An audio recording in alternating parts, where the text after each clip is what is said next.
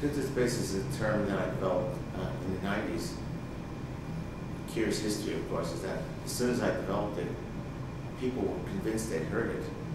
And I've been lectured on it by people who didn't know that the term ever existed.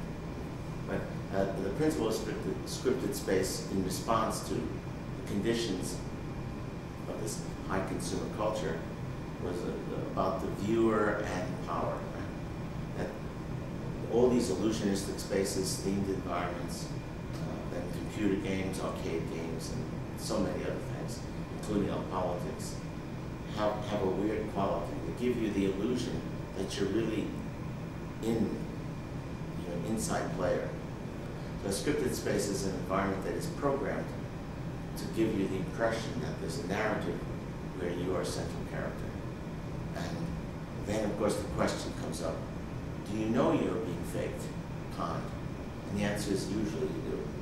So it's a question of how much collusion it takes to make the scripted space work. What you think, what you don't think.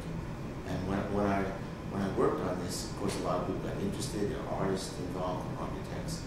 And I have this book, Vatican to Vegas, where I talk about it. I thought I understood it, and now I realize I had made one critical mistake.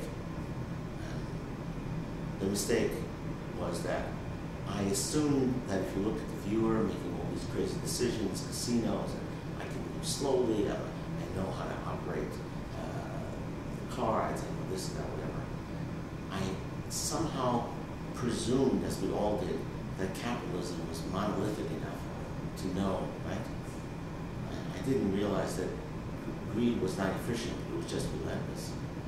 And therefore, the program was just as unstable as the player. And then one morning, after in a theatrical way, I've been talking about crashes myself, $11 trillion disappeared. That's a scripted space that seemed to come as a surprise. And then we suddenly realized that the scripted space wasn't just about illusion. It really is a story about power. But it also leaves the impression that you can love the apparatus of power.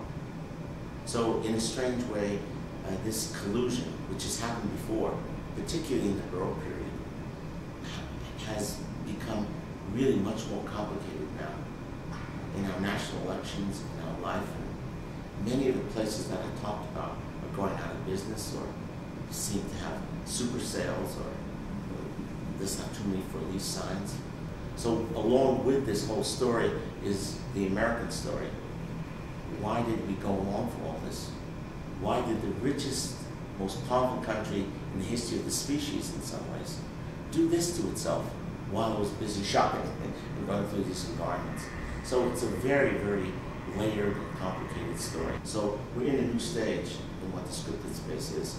To me, what scripted space is really, it's a condition that exists at all times to a certain degree, and it changes in terms of the viewer, in terms of the narrative, and in terms of the program.